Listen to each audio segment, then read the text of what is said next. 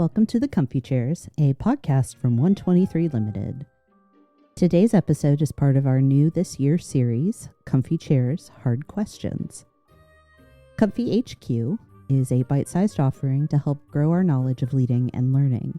During each HQ episode, I answer your questions about specific Comfy Chairs topics or how to tackle day-to-day leadership challenges, or any other subject that fits in the beautifully broad category of leading and learning.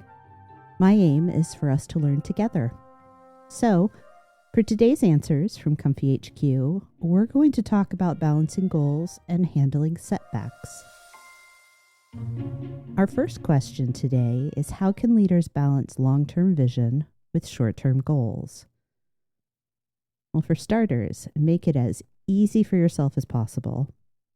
One of the most straightforward ways to do this is to evaluate those short-term goals and make clear and explicit connections to the long-term vision. Ideally, work with your team to describe how what you're doing today will benefit everyone tomorrow. This has the added benefit of making it easier for the team to understand the underlying purpose of daily assignments and shorter-term projects. Anytime you can connect your work to purpose, it's a good thing. If there is no relevant connection between the short and long term, then you have an opportunity. Closely examine this unconnected goal to determine if it's really necessary. Ask if this one project, task, piece of work isn't going to our future success, why are we doing it? Should we stop? I recommend discussing these questions with your own leadership to avoid any missteps and to ensure you're making those decisions with support. It's all too common that we keep doing work that doesn't serve us just because it's associated with an established goal or past procedure. This is a waste of time and other resources, and part of balancing your present demands with future vision is validating that every resource is being put to its best use. This is why I recommend you develop a practice of reviewing all goals and priorities frequently.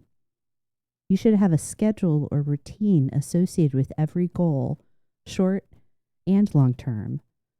Not only does regularly revisiting your goals allow you to assess their relevance and necessity, but it is also an opportunity to check how balanced your approach and efforts have been. You can use this check to rethink where you're directing time and effort and make adjustments. Depending on the nature of the goal, this could be wise to do on a daily basis, or you may only need to evaluate how balanced your goals are each month or once a quarter. It's important to identify the right frequency and then plan the time you'll need. One way to make this process easier: schedule it. I actually recommend blocking time on your calendar, especially if you need to involve other members of your team. Goals that contribute to achieving your long-term vision often have many moving parts, and collecting the relevant data can take time. Don't leave this to chance or expect that you can do a balance check in an ad hoc fashion. I have my company goals, which were developed to integrate my mission, vision, and values, on my desk where I can always see them and reference them.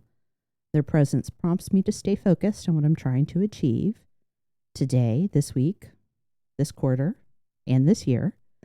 Additionally, my weekly tasks include a goal review, during which I update my various project plans and check that I'm making consistent progress.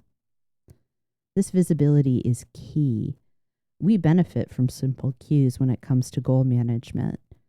If your work environment can accommodate it, I strongly recommend posting both the long-term vision and your short-term goals, and then making use of the information from your review process to update both frequently. Reference them often. Draw people's attention to them. Do not let them become wallpaper.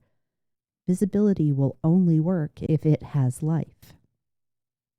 You've no doubt seen the theme here. Your active involvement with and frequent monitoring of goals are vital.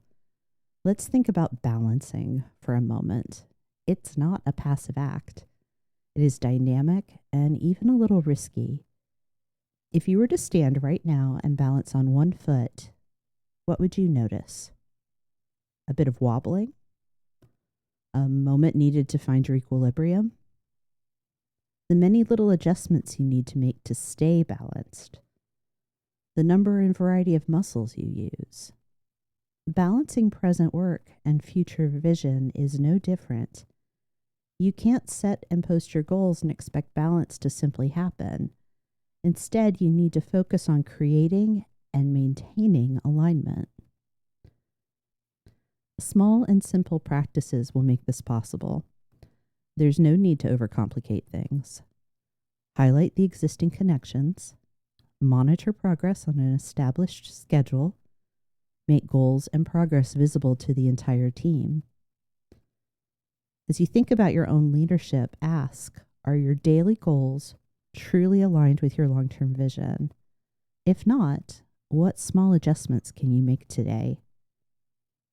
Great leadership isn't about choosing between short-term and long-term. It's about learning to balance both intentionally and consistently.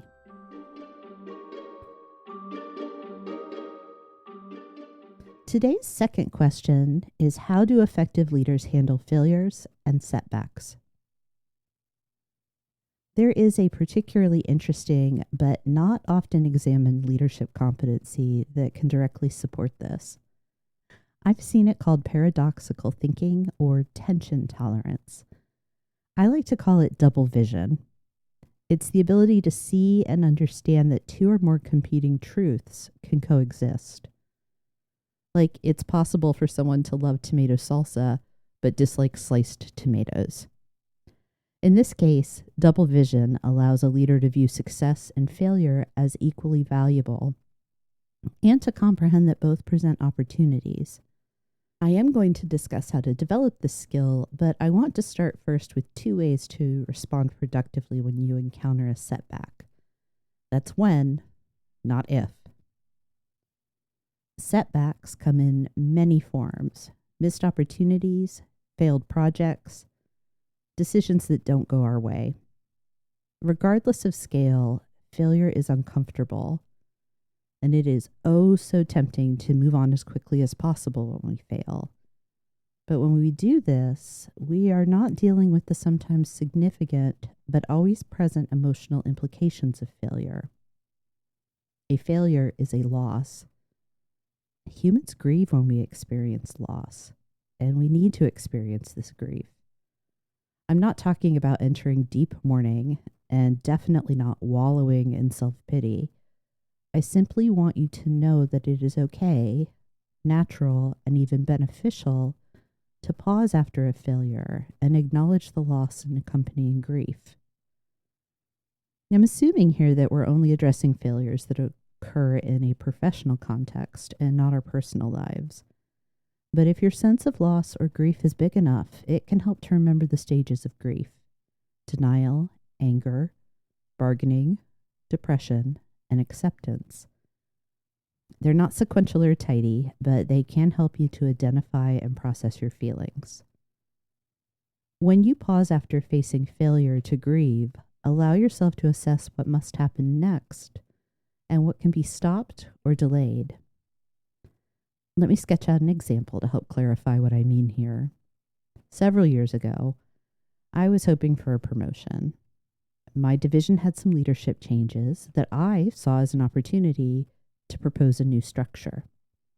So I wrote a formal proposal outlining my rationale, recommendations, and the role I hoped to hold if this proposal moved forward. It did not. I was told, we're going to stick with what we know. Now, you could classify this as a failure or a setback, but either way, I was deeply disappointed and definitely felt that I had failed. I wish I could tell you that I was a paragon of dealing with disappointment and experienced no hard feelings or disruption, but I am remarkably human. I struggled with this failure for longer than I wanted. But here's what I learned from that struggle and how I hope to behave if or when I encounter something like this again. I know I've already advised processing your emotional response, but I want to stress it here again. I tried very hard during this event to suppress my sorrow. It didn't work at all. In fact, it began to morph into resentment. When we ignore our feelings, they don't go away. I'm not advocating for explosive emotional displays.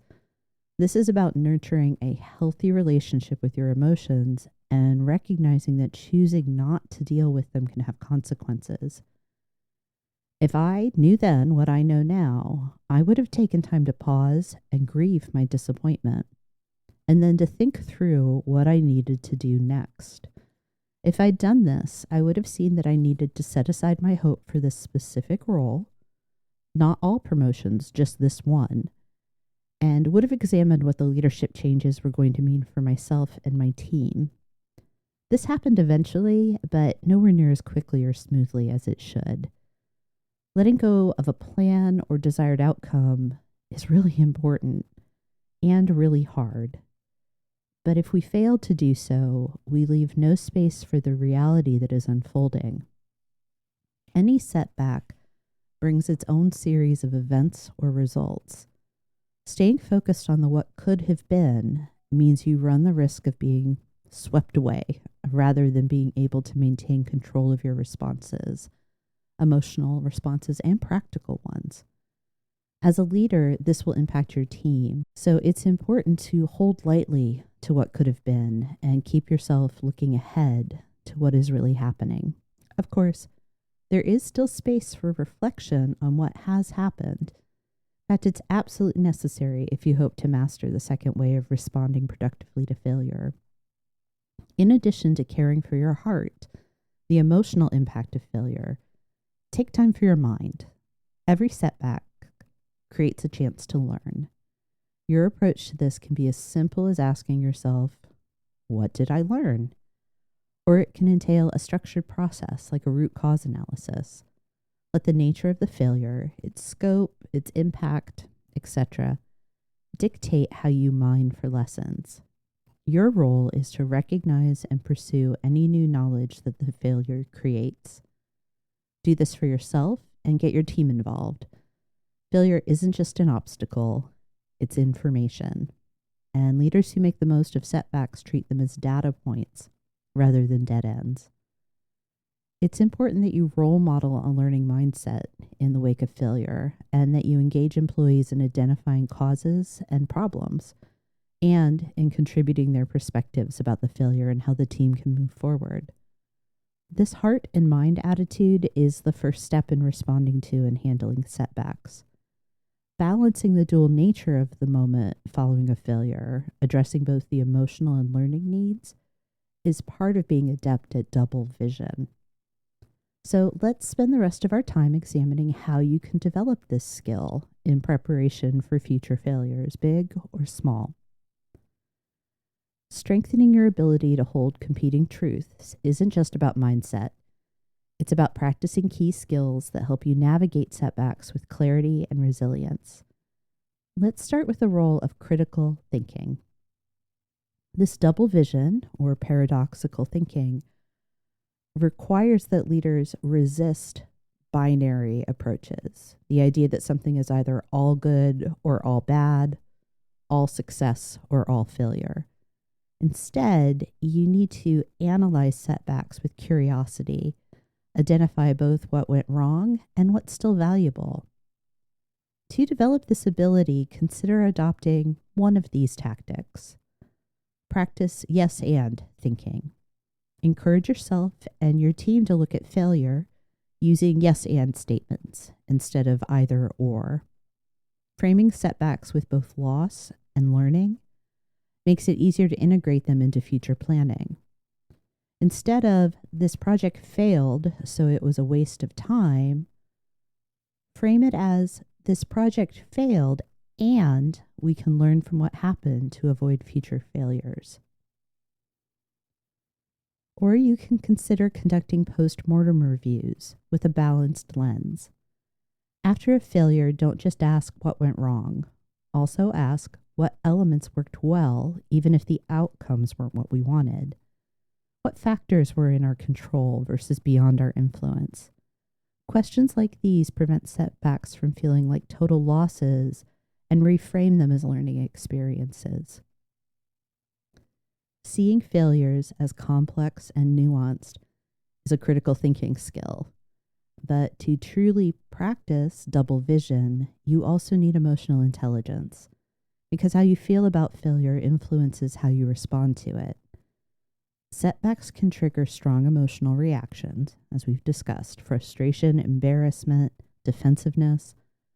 Double vision requires leaders to acknowledge those feelings while also keeping perspective. You can develop these skills with taking the time to pause and label the emotion before reacting. This is emotional regulation. Instead of immediately interpreting failure as a catastrophe, name what you're feeling. Studies show that labeling emotions reduces their intensity. Saying, "I feel frustrated because this didn't work out," helps you process it faster than an internal monologue of, "This is a disaster, I have failed." You can also practice self-distancing. Talk to yourself like a mentor or a coach or a trusted advisor would. Instead of reacting in the moment, practice this by asking, if I were coaching someone else through this failure, what advice would I give? This shifts you out of a reactive state and helps you respond with wisdom rather than emotion. Emotional intelligence helps you manage the discomfort of failure, but leadership isn't just about how you handle setbacks yourself. It's also about how you help your team navigate them. If leaders model an all or nothing approach to failure, their teams will fear risk-taking and innovation. Leaders who normalize learning from failure and mistakes help create resilient, adaptive teams. Try this. Make failure debriefs a habit. After a setback, normalize discussing both mistakes and insights. Encourage team members to answer questions like, what did we learn? What will we do differently next time? This shifts failure from shame to strategy. You can also try celebrating recovered failures. Share stories of setbacks that led to breakthroughs to show that failure is part of progress. For example, this campaign didn't land the way we expected, but we discovered a new audience we hadn't targeted before. Building double vision takes time. But the more you practice seeing setbacks as both challenges and opportunities, the more naturally it will come. So the next time you face failure, try this. Pause, name the lesson, then ask yourself, how can this failure serve the future? Leaders with double vision understand that failure isn't the opposite of success. It's a necessary part of it. And the best leaders don't just recover from failure. They learn to use it to drive their next step forward.